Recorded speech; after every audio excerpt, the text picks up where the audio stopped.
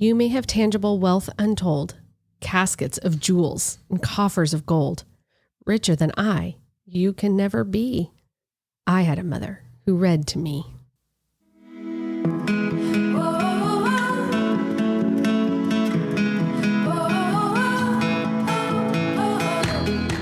Welcome, listeners, to this episode of the Sequoia Breeze podcast, a breath of fresh air for your homeschool. I am your host, Rebecca Lasavio. The day has finally come when we are going to talk about reading aloud to your kids, a subject that is near and dear to my heart and that I have been looking forward to sharing with you for a long time. Hello, this is Peter Savio. How old are you? 5. Peter, do you like it when we read aloud together? Yes. Why? What do you like? Because I just like sitting next to you one day. Like cuddling together? Yeah. Yeah. What's one of your favorite books to read? Billy Goes Gruff. The Billy Goes Gruff. I want to start off with a quote I actually just heard from Andrew Pudewa, the creator of the Institute for Excellence in Writing. And he said, I really believe if you wanted to do something to try and improve education in the United States, the first thing you would do is teach parents how to read with their kids every day, because that's at the core of everything else that'll happen. I agree. I think that no matter whether your kids are little or big, that reading aloud changes so much and provides so many opportunities. It's also said that reading aloud with children is known to be the single most important activity for building the knowledge and skills they will eventually require for learning to read. So if your kids are little, that's the best thing you can do for them, because it will provide them with such an understanding of words and language and sentences, and expand their vocabulary, begin to recognize when they're very little. First, they understand about turning the page. They will start to notice all of the different words on the page. And as they begin to actually learn their letters, they can identify those. Plus, in the early days, they can recognize the sequence of a story through the pictures. There's so many skills that are learned simply through reading aloud for beginning readers.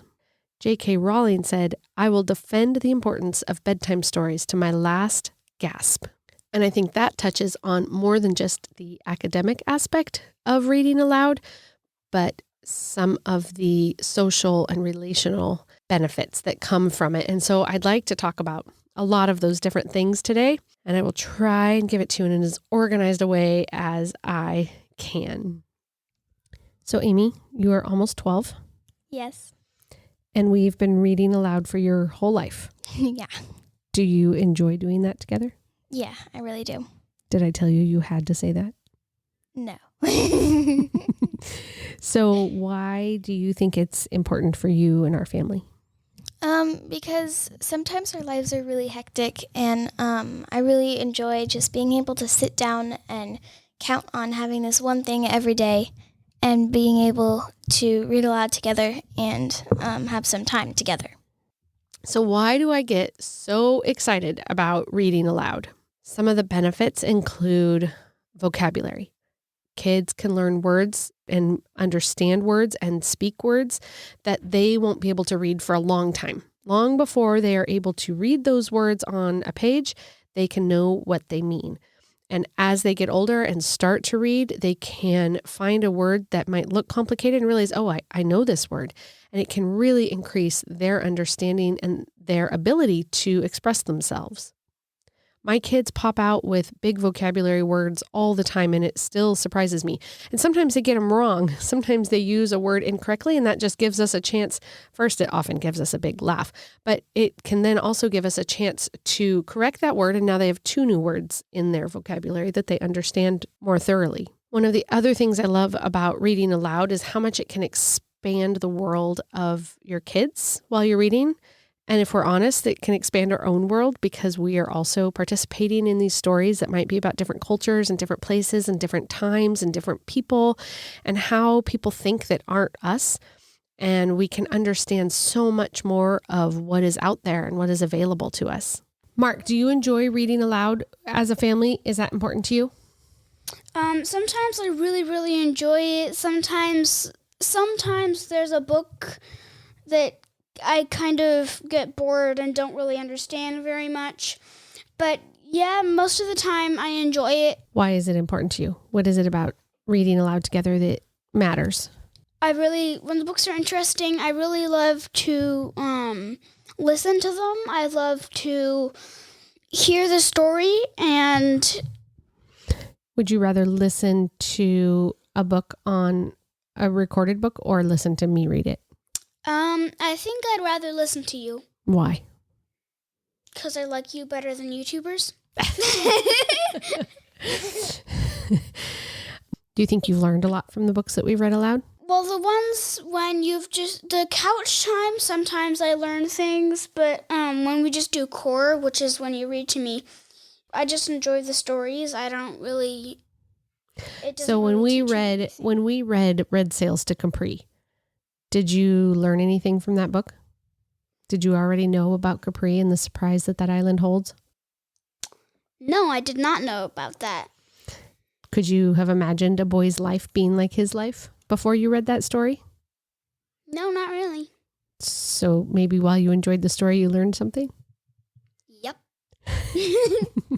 Without realizing it. And so what was been one of your favorite books that we've read? I'm not sure. I've enjoyed all of them. Name one. It doesn't have to be your favoriteest ever, but just one you've enjoyed. I liked Wheel on the School a lot. That was a fun one. It was a good one, wasn't it? And another one where we probably couldn't have imagined those kids' lives before we read that, huh? Living in that little Dutch village. Yeah. And their whole life revolves around the sea on the other side of the dike. That was pretty interesting, wasn't it? Mm-hmm. Through that. One of my favorite reasons to read aloud is the connection time. And I'm confident that that's my kids' favorite part about it as well. They love stories, they love books, they read on their own, but they love to read aloud. It's their favorite part of homeschooling, and it's mine too. If we are too busy one day or something goes wrong and we haven't read aloud together, I feel it. I usually feel that day it didn't feel like a successful day of school, or it felt chaotic. Because the time that we spend on the couch reading together is a time when all of us relax and sort of come down from the rush. And I try not to let my phone interrupt us. I try not to let the kids interrupt.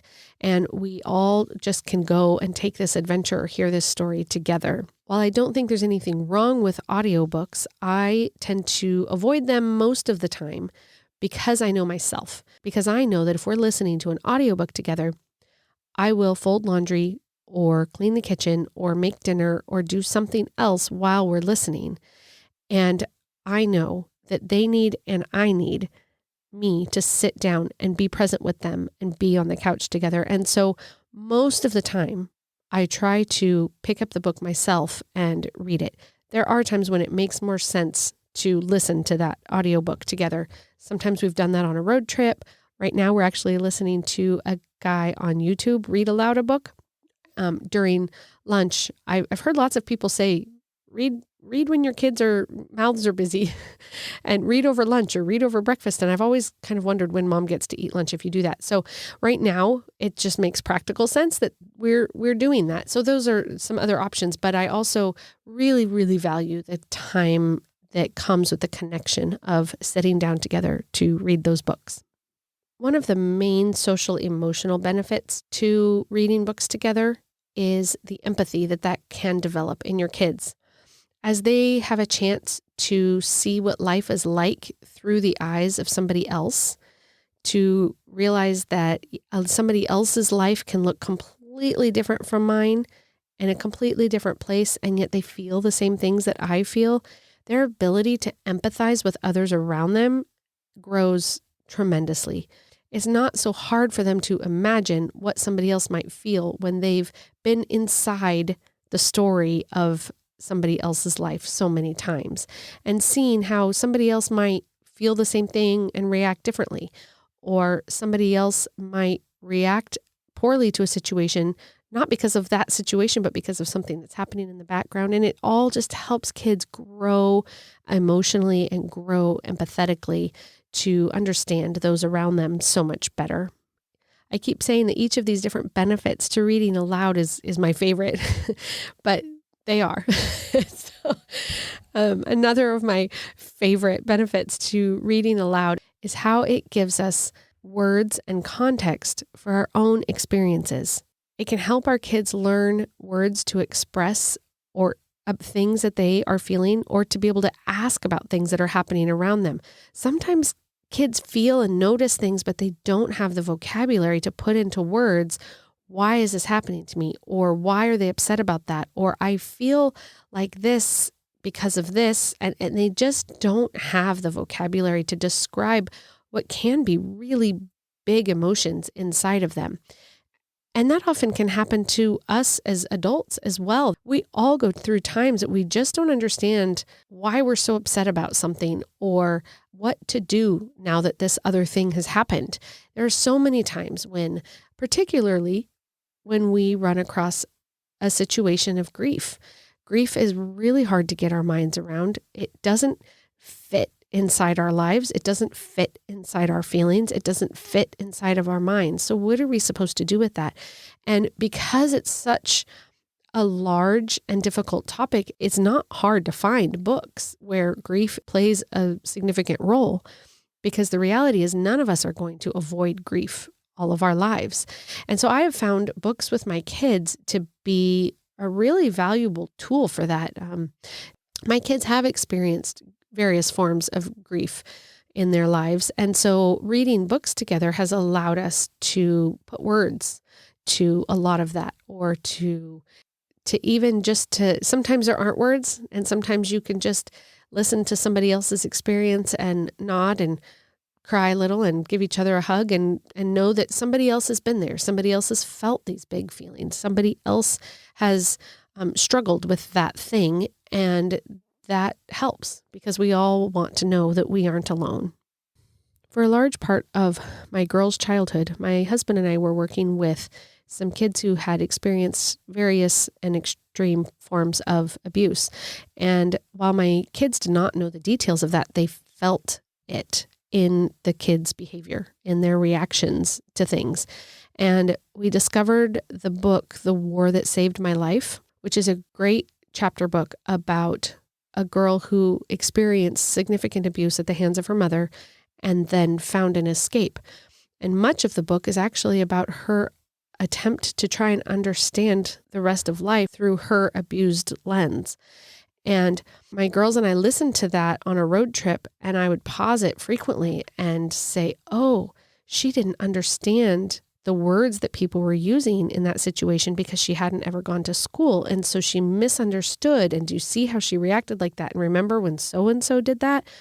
Or because nobody has ever cared for her and loved her the way that they're supposed to, she didn't respond well. She responded with anger instead of giving the love she actually wants to back. And we were able to put words to things that my girls had seen and felt, but didn't really understand, even without going into nitty-gritty details of things. So books can really help articulate big things in small children's lives.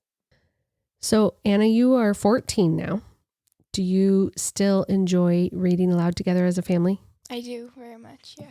Even though you're fully capable of reading your own books and have read plenty of them. Yeah. Why do you enjoy reading aloud? Or rather being read to? I really enjoy the stories that we read. I never would have picked any of those up on my own. And so that's really fun. Yeah, the stories are all just really good. Do you think our family would be different if we didn't read aloud together? Probably, yeah. I think that reading aloud just, has us together, and, gets us used to each other, sort of. Gives us quality time together? Yeah, that's it. So what are some of the stories that you have really enjoyed? Two of my favorites are probably The Shadow Spinner, and I Rode a Horse of Milk White Jade. So both of those we read in the same year, and they are both about very old times, aren't they? The Shadow Spinner is about the tales of Shahrazad in ancient Arabia, and I Rode a Horse of Milk White Jade was Mongolia, I believe. Mongolia, yeah. I think in the time of one of the cons, but I don't remember which one. Do you think you've learned a lot through the books that we've read over the years? Yeah, I've learned a lot about different cultures, and Do you think that you have learned to understand feelings better? Like found ways to explain how you feel because somebody in a book felt a similar way? maybe. I can't think of any times right now, but that's possible, yeah. Another book I just remembered that I really like was The War That Saved My Life. I remember that one too. Mm-hmm. That was a long time ago. It was a while ago. What do you remember about that? What stands out to you about The War That Saved My Life? I don't really know. The story was just really compelling, and I think that we knew some people who were going through the same thing that she was, right? Mm-hmm. So, Yeah, I think it helped us understand better, or yeah. it helped you guys specifically understand better why some of the kids around you behaved the way that they did, didn't it? Yeah. Mm-hmm. Yeah, I remember that road trip when we read that being pretty influential. When my kids are grown, I hope that they will say that our homeschool gave them a solid education. But I hope even more that the memory of math tears will fade and that they'll hold as precious the hours that we spent together on the couch, exploring the world, learning about those that came before us, having adventures, and occasionally even crying. I hope they will never question the ability to come to me and talk about difficult things in their lives or issues that they might be confused about, because we will already have talked about so many situations and topics that arose in the books that we read. Instead of droning on myself for an entire half an hour, I also thought that it would be wonderful to hear from my fellow family liaison, Morgan Stout, about her experience with reading aloud with her kids on their homeschool journey. Welcome, Morgan. Why do you read aloud with your kids? It started because my oldest son hates worksheets, but he loves to read with me. So when I found out there was a history curriculum that we could incorporate reading, I was really curious how it would work. But it's been absolutely wonderful, and it's a new way to learn about science and history for us. How it works for history is there's a more technical book like an encyclopedia and a nonfiction chapter book or a picture book, and you read stories, and then you go back and study the lifestyle and times of the characters. And then we also have a timeline and a globe to record when and where these events are happening. I really wish that I had this style of learning when I was in school because it's hard to remember dates, but it's easy to remember people's personal stories. I think it gets to the heart of history where you're thankful for the ideas and the hard things that people did to get us to where we are today. And we can also develop empathy by placing ourselves in their shoes. When we talk about science, reading is visual and it helps my kids to grasp those abstract ideas. And you can pair them with videos and discussion worksheets as well. So you spend a lot of time in your house, not just reading because, hey, let's read a book, but it has a real point to it. You have a goal in mind. Right. I think we do a little bit of both, but reading for a purpose has been great for homeschool. What benefits have you seen in your family through this experience? Aside from the academic piece, I think reading together helps us to bond as a family. My boys and I have been staying up later to read together after my toddler has gone to bed, and I think it brings us closer. Sometimes as a mom, I'm tapped out by the end of the day, but I really want to spend time with my kids. And it's a great way to wind down and do something enjoyable together without a lot of effort from me. So you're getting some of your school time in disguised as cuddle time, and it's not during a 8 to 2 school day. Right, exactly. That seems like a win-win-win. Yes. All around. Have you had any struggles with reading aloud with your kids? I think the only struggles that I have is from me if I'm really so tired that I don't feel like reading. And sometimes we get really into the book and they want me to keep reading. So by the 3rd or 4th chapter, I'm pretty much done. So is it worth it? I think it's worth it. they'll remember this. I think I remember the times that I read with my mom, and I remember my favorite books, and it was such a treasured time. And I think if you know how to read well, you can expose yourself to all sorts of ideas, and you can learn anything you want to learn. And so I think it's worth it. Do you find that the books that your kids might pull off the shelf to read you are different than the books that you choose to read with your kids? I think almost always I gravitate towards the books that have deeper lessons, and they usually choose something bright and something that is along their interests. But I think it's important to choose books that they wouldn't choose, since it helps them develop empathy and learn about things they wouldn't otherwise gravitate towards. Do they resist you when you choose different books? No, not usually. Have you found that like you might choose a book and they're like, eh, but then once you've read it, they've loved it? Definitely. It usually sparks conversations, and they pull things from the book that they're interested in. For example, if we're reading a historical fiction and they're really interested in the Viking boat or how the children lived during that time, they get really invested, and by the end, they're glad that they read it. Thank you, Morgan, for sharing your thoughts and experience with us about reading aloud with your kids in your homeschool. I always value your opinion and your perspective. So we got to hear how much Morgan enjoys reading with her boys, but her boys wouldn't let me leave without sharing with us how they felt about reading aloud as well. Micah, how old are you? I'm 8 years old. And do you and your mom and your brother read together a lot? Yeah, we do. Do you like reading with your mom? Yeah, Why do you like it when your mom reads aloud to you? because I like relaxing with her. Do you guys get to spend a lot of time together that way? Yeah. Do you have any favorite books that you've read? Dog Man. Dog Man? Yeah. Cool. Do you think that when your mom reads aloud to you that you learn things? Sometimes. Yeah. When your mom reads aloud to you, do you play with things quietly or do you just sit and listen? Sit and listen. Are you anxious for it to end or do you want her to keep going and read more? Keep going and read more. What else do you want to tell me about reading aloud with your mom? I like spending time with her. We sit on the couch and then we just relax and read. Love it. Are you glad that you get to do school reading books instead of maybe sitting at the table writing on papers? Yes. Awesome. Great. Thank you, sir. You're welcome. Ira, how old are you? 6. You're 6 years old. Yes. Do you like to read? Would you like it when your mom reads out loud to you? Yes. Do you have a favorite book that she reads to you? It's a book called Truck is Stuck and I really like it. Truck is Stuck. Yes. That sounds like a book that my guy would like too. Is reading aloud with your mom one of your favorite parts of the day? Yes. Why do you like to read aloud with your mom? Because I get to spend time with my mom. Thank you, Ira.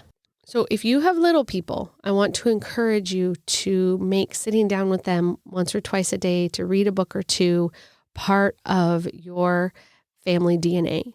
Grab a book, let them grab a book and read them together. Often I will let a child choose one book and I'll choose the other. Little kids will often choose the same book over and over and over. And there is benefit to that. But I also want them to maybe grab one that the cover isn't naturally attractive to them. And I want them to try something new. So they'll get one and I'll get one and we both get to have a choice in that.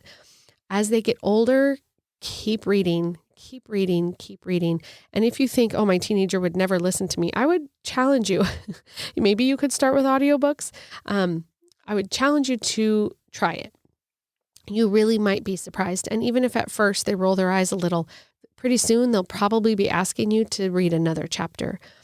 It might be a learned skill for your kids to sit quietly and listen, but try it for 10 minutes for a day, and then you could extend it as they get used to it. I will let my kids color or do quiet activities that don't require a lot of thought while they listen. I don't allow Legos because they are so loud. But if that works for you, then go for it. But you choose a couple of activities that might be allowed for them to keep their hands busy without making noise. Sometimes I'm reading to my older kids and my little guy can't quite track as long as he's quiet. That's okay with me.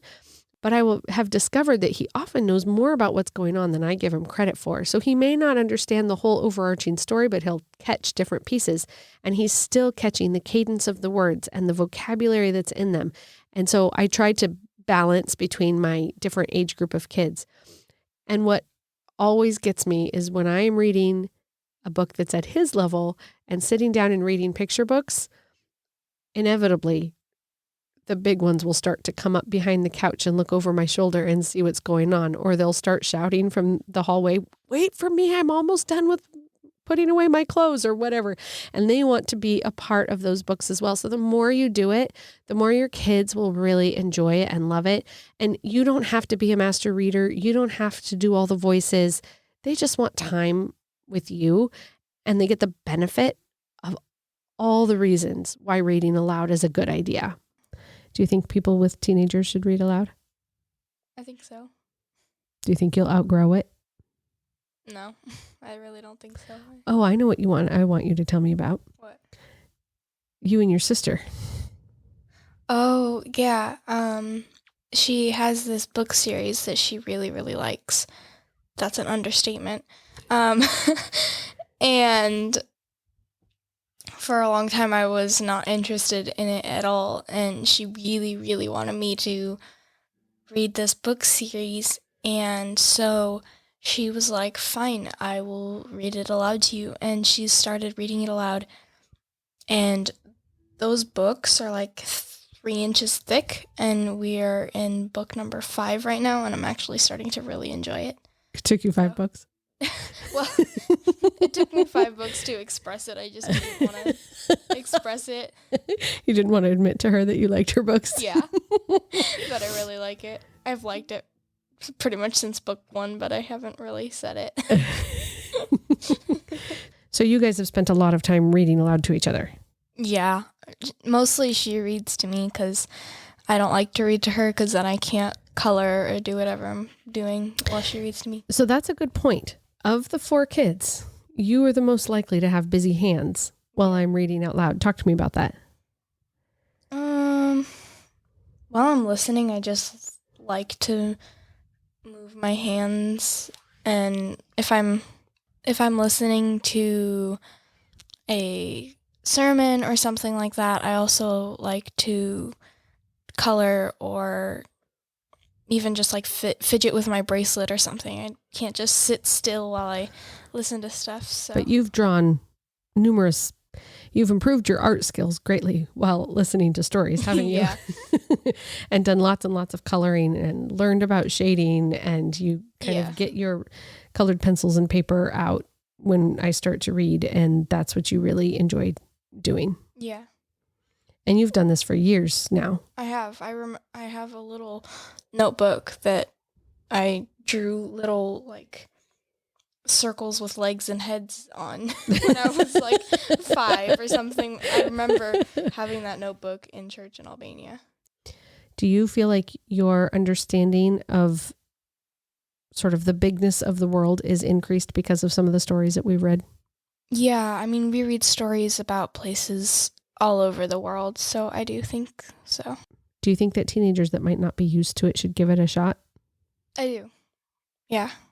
I think that it might not sound very fun, but it is. Thank you.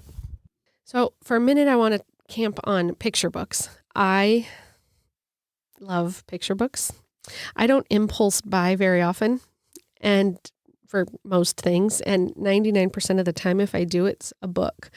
And even then, it's often a picture book. I'm such a sucker for a beautiful picture book. I get ridiculously excited about them, especially when they contain beautiful and thoughtful art, a touching or a clever story, creative uses of words. And picture books have to tell a story with so many fewer words than a novel does that I often find the creative use of language to just be amazing. A couple of my impulse buys recently have been one called Home in the Woods, which is about a family in the 20s or 30s who lost their father and has to start life over. And at the beginning, it's dark and there's not a lot of color and everybody is sad, and they start to work together and they get some glimmers of hope and a little bit of color comes into the pictures, and mom's working hard and the kids are pulling together and there's a little more color and a little more color. And by the end, they've made a new life for themselves and they've deepened their relationship with one another and forged hope for the future. And there's so much more color and the art is beautiful and the story is really poignant. And I've really enjoyed that book and not regretted buying it. Another is Because, which is a creative departure by Mo Willems, all about the cause and effect of life. Because somebody got sick, they couldn't go to an orchestra concert, and so somebody else got to go instead. And because they got to hear that music, they were inspired to learn an instrument, and then they practiced, and in the end, that person gets to give a concert, and the colors that represent the music throughout are beautiful. And I really enjoy that book a lot. I've also begun collecting books written by Patricia Polacco and Tommy DePaula. They both cover so many different American experiences from many different perspectives of Americans. They often bring in other cultures as well, and they're all really well done. They each have their very distinct art style, and they're really special books. Jan Brett, that I love, you will discover something new in her illustrations every time you reread the book. So I could go on and on about all kinds of books that I love, chapter books that I love as well, things that you can start out reading to your kindergartner, first grader, second grader, like My Father's Dragon, that they will get really excited about, or Adventures with Waffles, that is for absolutely everybody.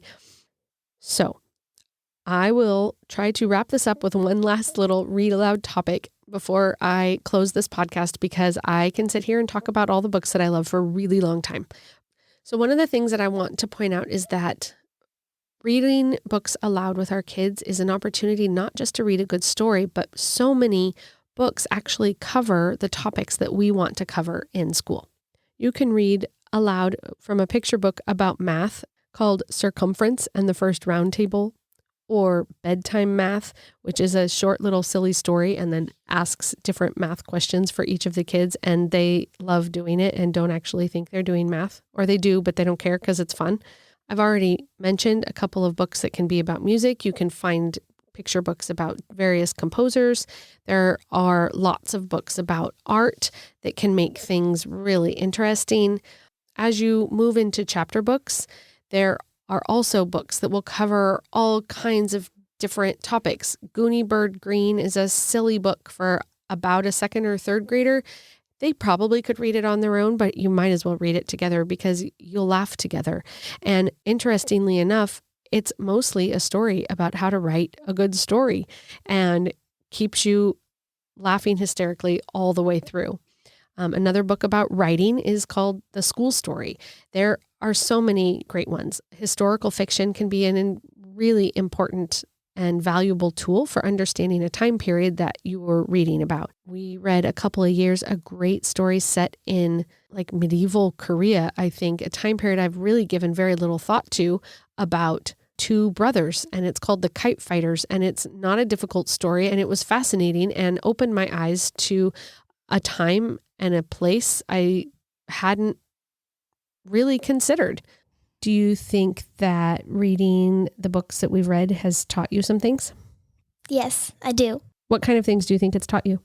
I think I've learned some cultural stuff about people who used to be around but aren't anymore. Do you remember when we read Kite Fighters? Yeah, I remember that one. Was that pretty different than anything you'd thought of or read about until that point? Yeah, we hadn't really covered that area of the world yet. So about boys in Korea a few hundred years ago. Yeah. Mm-hmm. What has been one of your favorite books, or a book that's really stood out to you? Well, I really liked Detectives in Togas, but I think my favorite right now is probably The Bronze Bow, because we're still in the process of reading it. So those are both kind of about the same era, right? The Roman era. Yeah, we just have a few chapters left of Bronze Bow. We have to find out what happened, huh? Yeah, I'm really excited about that. Is there anything else you want to say about reading aloud? Do you think other families should try it? Yeah, I do. Okay, thank you. You didn't tell me to say that. I could go on and on about books that I love for a really long time, but instead, what I'm going to do is link to some great resources on the show notes. But since one of my favorite things, another one, is to enthusiastically shove a book that I'm excited about into other people's hands, nervously hoping that they'll love it as much as I do. And since I can't reach all of you, I'm going to use the internet to do it for me. Besides all of the links that I'm going to give you, including an article I wrote about this a while ago that has a whole bunch of book suggestions broken down by topic. So if you're looking for books about science or math or music or art or whatever, you can get some ideas there. I'm also, for a time, for at least the next several weeks, I will post a favorite book recommendation on the school's IG pages. So if you aren't already following Clarksville, Feather River, or Lakeview on Instagram, I would do that so that you can see recommendations to various books that I love each week. The first book I've already put up today, and that is The Year of Miss Agnes by Patrick Hill. I really enjoy this book because, again, it's another little corner of the world that maybe we haven't thought very much about. It's set in early 1900s Alaska and primarily about Native Alaskan kids who can't keep a teacher. The village they live in is so remote and fairly unpleasant, and so teachers just don't want to stay until Miss Agnes comes along and teaches them that they are valuable and that there is more than one way to learn and to grow. And she taps into the unique talents and strengths of each kid. And it's such a sweet story. And in many ways deals with the kids the way we want to as homeschool parents. Many of the kids that are being homeschooled within the Sequoia Grove schools are there because public school wasn't working for them. And that's essentially what was happening here, that they weren't being valued individually. And Miss Agnes comes along and reaches out and shows the kids their individual strengths. And it's really a beautiful and encouraging and motivational story for whoever's reading the story as well as for the kids. So as you peruse the ideas that I've given you and look at the recommendations that I am going to put up on Instagram, you don't have to love the books that I love. I hope you do. I really want you to, and I'd love to talk to you about them, but you don't have to. But just keep reading. Mostly, I want you to love the books that I suggest because I want you to get as excited as I am about sharing these stories with your kids. If a different story hits your family in the feels, that's great. We all are at different places with different experiences, and some stories will just hit us right. And another family will be like, that was kind of boring. And it can hurt a little, but that's because we all are at different places, and that's fine. We can all love different books at different times in our lives. And the important thing is to just keep reading with your kids, expose them to new ideas, expose them to new vocabulary, get them talking, and don't expect them to be able to articulate everything after one book. This is a process and it's slow, but it's so worthwhile. Don't stop just because your kids are now able to read on their own. Continue to read together as a family or with each individual kid. And I think that you will discover that even your older kids don't want you to stop. They'd like to keep going, and that can be a really valuable time together as a family. Do you have a favorite book that you want me to know about? Please don't be shy. I would love to get an email from you at podcasts@sequoiagrove.org.